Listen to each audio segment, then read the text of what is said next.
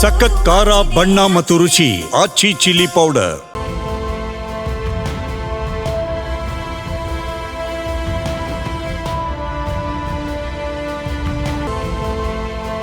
ಓಂ ಆದಿತ್ಯಾಯ ವಿದ್ಮಹೆ ಭಾಸ್ಕರಾಯ ಧೀಮಹಿ ತನ್ನೋ ಸೂರ್ಯ ಪ್ರಚೋದಯಾತ್. ಈ ಶ್ಲೋಕದ ಅರ್ಥ ಏನಂದ್ರೆ, ನಮಗೆ ಪ್ರತಿನಿತ್ಯ ಬೆಳಕನ್ನ ನೀಡ್ತಾ ಇರುವ, ಹಾಗೆಯೇ ನಮ್ಮ ದಿನವನ್ನ ಆರಂಭ ಮಾಡುವ ಸೂರ್ಯ ದೇವ ಇನ್ನಷ್ಟು ಪ್ರಕಾಶವನ್ನ ಕೊಟ್ಟು ನಮ್ಮ ಜೀವನವನ್ನ ಬೆಳಗಿಸಲಿ ಎಂದು.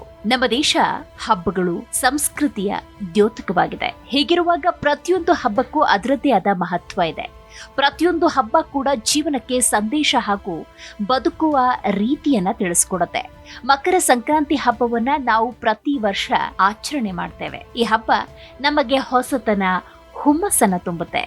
ಸೂರ್ಯ ಧನುರಾಶಿಯಿಂದ ಮಕರ ರಾಶಿಗೆ ಪ್ರವೇಶಿಸುವುದು ಇದರ ಸೂಚನೆ. ಮನುಷ್ಯನಲ್ಲಿ ಕೆಟ್ಟ ಗುಣಗಳು ನಿರ್ನಾಮವಾಗಿ ಒಳ್ಳೆಯ ಗುಣಗಳು ಬೆಳೆಯಲಿ ಅನ್ನುವಂತಹ ಉದ್ದೇಶದಿಂದ ಈ ಹಬ್ಬವನ್ನ ಪರಿವರ್ತನಾ ಘಳಿಗೆ ಅಂತ ಕರೀತಾರೆ.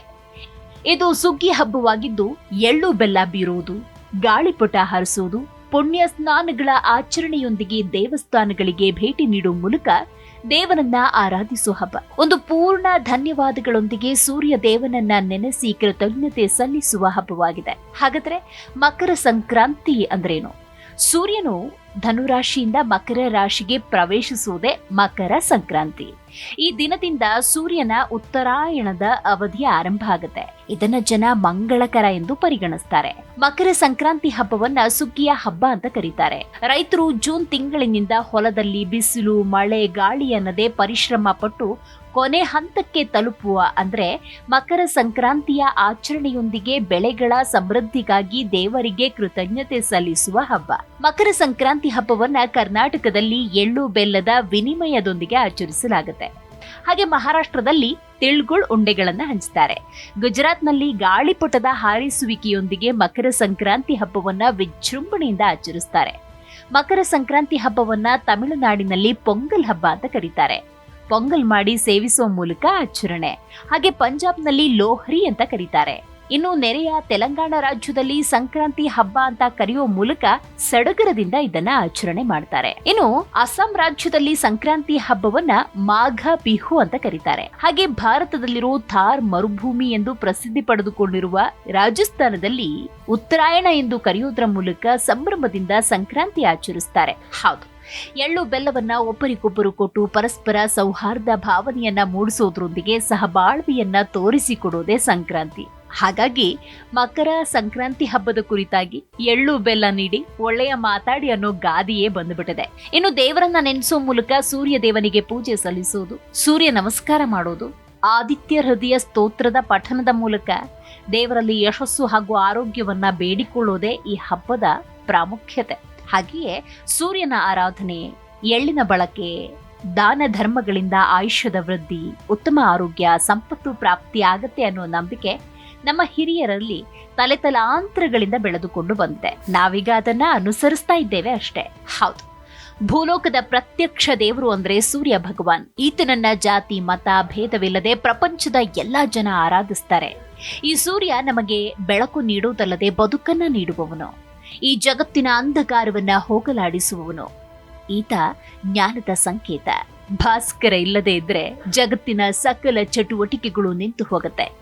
ಒಂದು ವರ್ಷದಲ್ಲಿ 12 ಮಾಸಗಳು, ಅವುಗಳನ್ನ 2 ಭಾಗ ಮಾಡಿರ್ತಾರೆ, ಉತ್ತರಾಯಣ, ದಕ್ಷಿಣಾಯಣ. ಸೂರ್ಯನು ಒಂದು ರಾಶಿಯಿಂದ ಮತ್ತೊಂದು ರಾಶಿಗೆ ಪ್ರವೇಶ ಮಾಡುವ ದಿನವನ್ನ ಸಂಕ್ರಾಂತಿ ಅಂತ ಕರೀತಾರೆ.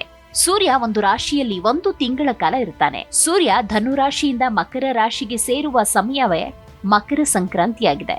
ಪ್ರತಿ ವರ್ಷ ಜನವರಿ 14 ಅಥವಾ 15 ಮಕರ ರಾಶಿಗೆ ಸೂರ್ಯನ ಪ್ರವೇಶವಾಗುತ್ತೆ. ಆನಂತರ ಆತನ ಪಥ ಉತ್ತರಾಭಿಮುಖವಾಗಿ ಚಲಿಸುವುದಕ್ಕೆ ಪ್ರಾರಂಭವಾಗುತ್ತೆ. ಈ ಸಮಯದಲ್ಲಿ ಬೆಳಕು ಹೆಚ್ಚು. 6 ತಿಂಗಳ ಕಾಲ ಉತ್ತರಾಯಣ, ನಂತರ ಅಂದ್ರೆ ಜೂನ್ 15ರ ನಂತರ ದಕ್ಷಿಣಾಯನ ಪ್ರಾರಂಭ. ಪುರಾಣ ಹಾಗೂ ಜ್ಯೋತಿಷ್ಯದ ಪ್ರಕಾರ ಉತ್ತರಾಯಣದಲ್ಲಿ ಸ್ವರ್ಗದ ಬಾಗಿಲು ತೆರೆದಿರುತ್ತೆ ಅಂತ ನಂಬಿಕೆ ಇದೆ. ಈ ಸಮಯದಲ್ಲಿ ದೈವಾಧೀನರಾದವರು ನೇರವಾಗಿ ಸ್ವರ್ಗಕ್ಕೆ ಹೋಗ್ತಾರೆ ಅನ್ನೋದು ನಂಬಿಕೆ. ಶ್ರೀಕೃಷ್ಣನು ಗೀತೆಯಲ್ಲಿ ಆಯಣದಲ್ಲಿ ಉತ್ತರಾಯಣ ಅತಿ ಶ್ರೇಷ್ಠ ಅಂತ ಹೇಳಿದ್ದಾನೆ. ಭೀಷ್ಮ ಪಿತಾಮಹನು ಬಾಣಗಳ ಮಂಚದ ಮೇಲೆ ಮಲಗಿ ಯಮಯಾತನೆಯನ್ನ ಅನುಭವಿಸ್ತಾ ಇದ್ರು. ದಕ್ಷಿಣಾಯಣದಲ್ಲಿ ತನ್ನ ದೇಹವನ್ನ ತ್ಯಜಿಸಲು ಒಪ್ಪದೆ ಉತ್ತರಾಯಣ ಪುಣ್ಯ ಕಾಲದ ಅಷ್ಟಮಿ ದಿನ ಸಾವನ್ನ ಬರಮಾಡಿಕೊಂಡದ್ದನ್ನ ನೀವು ಸ್ಮರಿಸಬಹುದು. ಕೃತಯುಗದಲ್ಲಿ ಶಿವ ಮತ್ತು ಪಾರ್ವತಿ ವಿವಾಹವಾಗಿದ್ದು ಉತ್ತರಾಯಣದಲ್ಲಿ.